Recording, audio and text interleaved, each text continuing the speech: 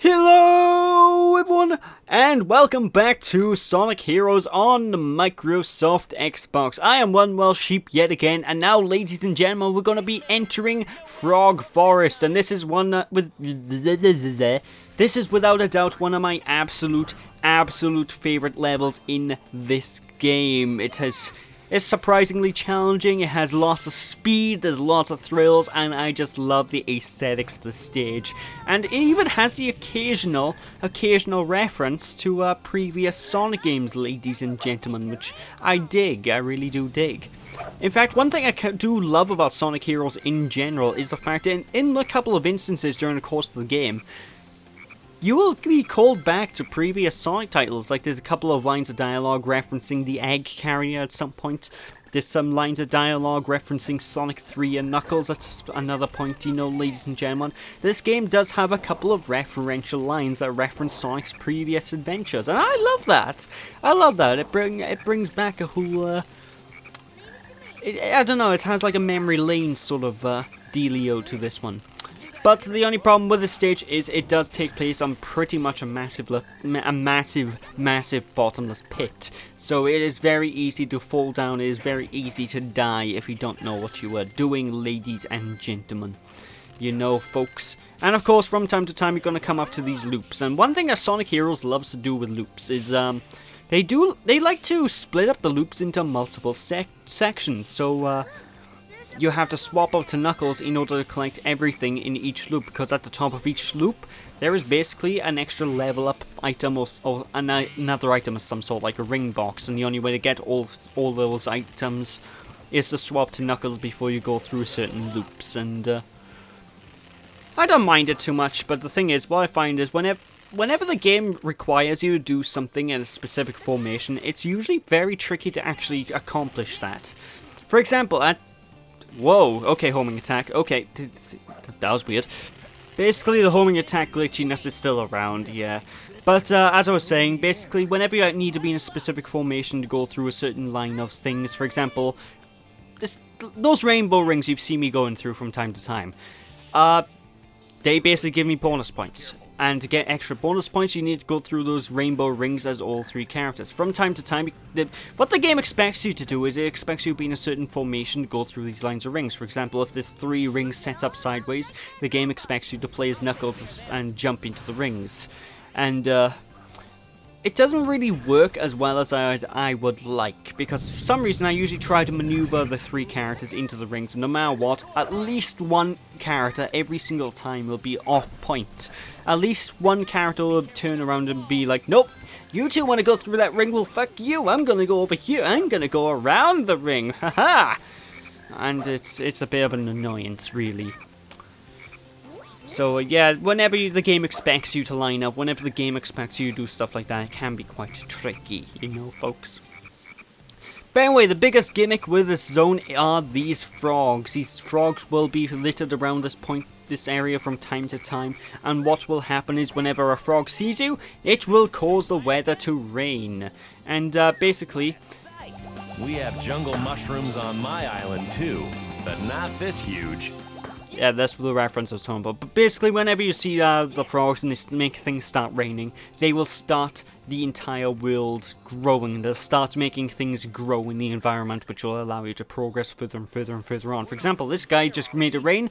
That made fruit. We can bounce off this fruit to get further and further and further on and jump onto that rope. And those ropes that we can jump on, basically... Oh god. Tails. Tails. Yeah, the game's a little bit funny whenever you initiate flying, so it's kind of an annoying thing. But basically, those ropes, as I was saying, that you can jump on. Basically, if you push the jump button at the right time, you will simply be able to jump off of them and go further on. What can I tell ya? And you're gonna have to learn to master these things really quickly if you want to get through this zone, because at the end of Act 2 of this zone, basically you're gonna get. There's a chase sequence, and it involves those swingy things that you need to land on and use. So, what can I tell you, folks? What can I tell you? It's a little bit tricky to figure out. Basically, it's just a matter of timing the jump button until you're at the point. You know, basically, you push the jump button when you're at the final point of the swing. That's the only real thing you need to do. What can I tell you? But, yeah, stuff like invulnerability also make a return in this Sonic game as well. You know, it's a bit of a staple of the franchise. It wouldn't really be a Sonic game without power-ups like that now, would it? Even though I say that, but I think Sonic Unleashed doesn't really have power-ups like that. At least I can't remember any power-ups of that type in Sonic Unleashed. I could be wrong. It's been a long time since I last played Sonic Unleashed. I mean, I'm almost getting to the point where I need to do a practice run ready for a future LP, you know, folks. Because I record these things way ahead of schedule.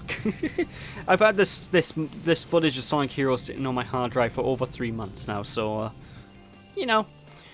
But I digress. That is the end of Act 1. And Act 2 is a little bit more challenging in comparison to Act 1 because they are an extra type of frog that you will need to be dealing with. And honestly, Act 1 I love the music and I love the level design of. Act 2 not so much. Act 2 is one of my lesser liked stages in the game. And it's largely because everything just feels not so much barren, but everything feels a lot more grim. The level design is a lot more flat. It's not as wide open and insane as, say, the Frog Forest, which is a little bit depressing. What can I tell you? But yeah, we do have a new enemy type. Well, not so much enemy type, but we do have another frog type to deal with in this stage, and they are the black frogs. What the black frogs do is they essentially cause rain that is acidic. They cause acid rain, which will kill all of the plants and foliage in the environment. So, you know, if you don't like plants, then go out of your way and search for these damn black frogs. Damn black frogs. Damn black frogs. What can I tell you? And they can be used quite effectively in order to help you against badniks as well and egg pawns and whatnot around, because they will cause certain fruits in the environment to fall off trees. Now, what happens when those certain fruits fall off said trees? Well, basically, the fruits will bounce around randomly and wildly, and there's a very high chance that the fruit that falls off a tree dead will land on a badnik or egg pawn of some kind and inflict absolutely massive damage, allowing you to progress further with a lot less effort. What can I tell you, folks? But yeah, this stage is a lot more down to the ground. It's a lot less up in the sky in comparison to the previous act, you know, folks.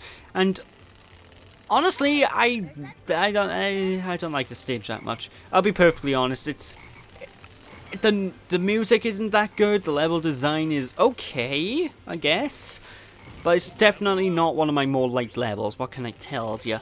Like, the background music is literally just noise. I can't make out the melody in this music at all. It just sounds like, and that's all I can hear. I just hear whenever I'm playing the stage, and I'm like, where's the melodic? Where's the awesome Sonic tunes I'm more accustomed to? Ugh. Like, Frog Forest was amazing. I love the soundtrack of Frog Forest, the previous act. That was amazing. You had this really funky sort of tune to it. But no, this stage has just, and it's no.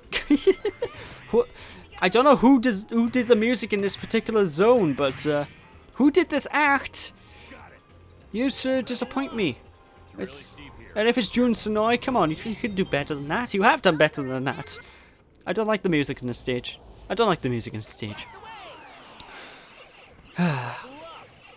But we are introduced to a brand new enemy type now that I just annihilated using the Team Blast.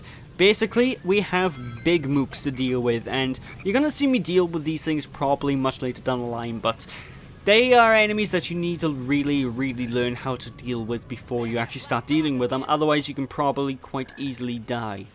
Because, basically, you need the power formation, and you need to be quite tricky with your movement. You need to be quite tricky with your punches and whatnot in order to take those guys down, because they have a giant hammer, and giant hammers are no good. Because, well, what do you expect? They have a giant hammer. Hammers hurt. There's a big reason why the final boss of Super Mario Bros. 1 is a Hammer Brother. And I don't care what anybody says. Bowser is not the final boss of Super Mario Bros. 1. Right, that one enemy before Bowser, the one enemy before the final boss, technically, is the true final boss of that game. But anyway, for these enemies by here, they are a bit tricky to deal with, so I recommend utilizing that Team Blast glitch that I mentioned about 2 parts ago in order to take these guys down. It's the quickest and most less effort way to take those guys down, I'll tell you that much. Otherwise, you do need to wait for them to swing the hammers. Then you need to stun them when they've swung their hammer and knock them onto the ground, allowing you to punch them in the back of the head. And they're not really hard enemies to deal with, they're just really time-consuming in comparison to most enemies. So I generally just try to team blast them whenever possible and get them out of the way as quick as I can. What can I tell ya, folks? What can I tell ya, indeed? Of course, this game is also one of those Sonic games as well, where Sonic is allergic to water. Basically, from Sonic Adventure 2 onwards in the series, you're going to find more and more instances where Sonic just... It seems like he's allergic to water. If he touches a water, even if it's around up to his knees, he will start to die, you know, ladies and gentlemen. He hates water. And I'm kind of sympathetic. I can't swim myself. I despise water. I always have despised water. But I don't explode upon touching water, you know, folks. And honestly, during the course of the series from this point onwards, it really seems like Sonic just dies immediately whenever he touches water. At least in the 3D games, anyway. In 2D games, things are still the same old. You know, Sonic's still going to go through water levels as always in 2D.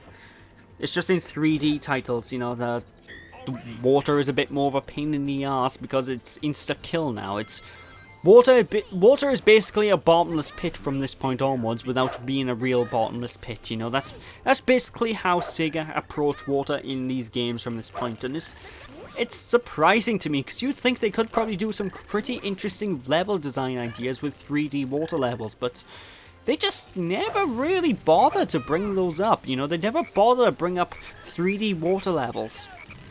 Hell, even when water doesn't spontaneously explode Sonic in 3D titles, like in Sonic Colors, the water levels themselves still end up being 2D. And it's strange. Why is Sega so scared about making a real 3D water level? You could probably bring some interesting things with that to the table. Like, if I remember Sonic Robo Blast 2, I remember quite enjoying the level, in the underwater level in that game. And I know that's a fan game, but still, my point stands. If a fan can make a good underwater level, why can't Sega? That's what I'm really getting at here. I don't know, it's just a missed opportunity I find with the series, you know. They just never really capitalize on underwater potential. But, I digress. Anyway, this last grind rail that we're going on here, by the way, I love these grind rails because they're awesome. This can screw you over quite a bit because, well, that can happen. Hoy. That happened to me like 3 to 4 times, you know, ladies and gentlemen. I really do not like when that happens. It's a pain in the ass. But basically, yeah, this is the worst instance of... Well, I think this is the only instance in the game where I had issues where grind rails themselves will send me off into a bottomless pit. But, basically, when you get to this point in the stage, just to be a little bit more careful, you know, folks. What can I tell ya? And of course, because of us failing to get on that grind rail, we've lost our key, which means we have no access to the special stage this time around, folks. So that's kind of depressing. But hey, sudden alligator attack. Basically, as I said before, these swingy things, you just push the A button when you're at the top of a swing, and you'll move to the next swing, and you can move on like this. And basically, what you need to do is just pay attention to Sonic, rhythmically push the A button, and try not to go too quick. Because most of my tests in this area are usually because I try to go too quick, because I get panicked when I see the giant alligator and I just die as a result of it, you know, ladies and gentlemen. But I digress. Anyway, with that is this zone over and done with, ladies and gentlemen. And now it's time for yet another team battle. I wonder how long the team battle will last this time. Probably a couple of seconds if the previous team battle is anything to go by. Seriously, the team battles are really short, it's ridiculous. Look, it's that hedgehog. Wonder what the big rush is all about. Bet you those guys will end up getting in my way and making trouble. Hey, isn't that... Sonic! It's Talk about being stubborn and full of surprises. Long time no see, boys. Too bad you had to come all this way for nothing. We'll take it from here. What'd you say? Sensors locked on Eggman. Non-compliant intruders will be destroyed. Didn't you know? We have a date with Eggman, too. Is that so? Well then, it'll be a date to die for. Hey, that's my line.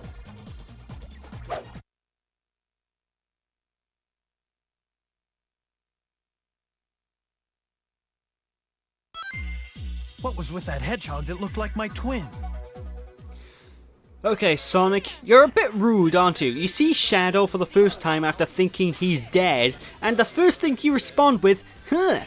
Talk about being stubborn and full of surprises. You just make a quirk and a snarky remark about it. You don't go like that. If you find out some guy you think is dead isn't dead, you'll be more like, oh cool, I thought you were dead, but I guess you're not. Not make some snarky joke at him. That's just mean. That's just rude. God.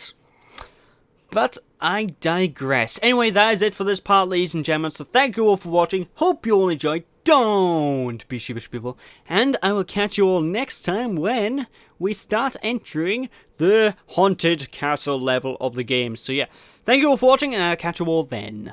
Bye!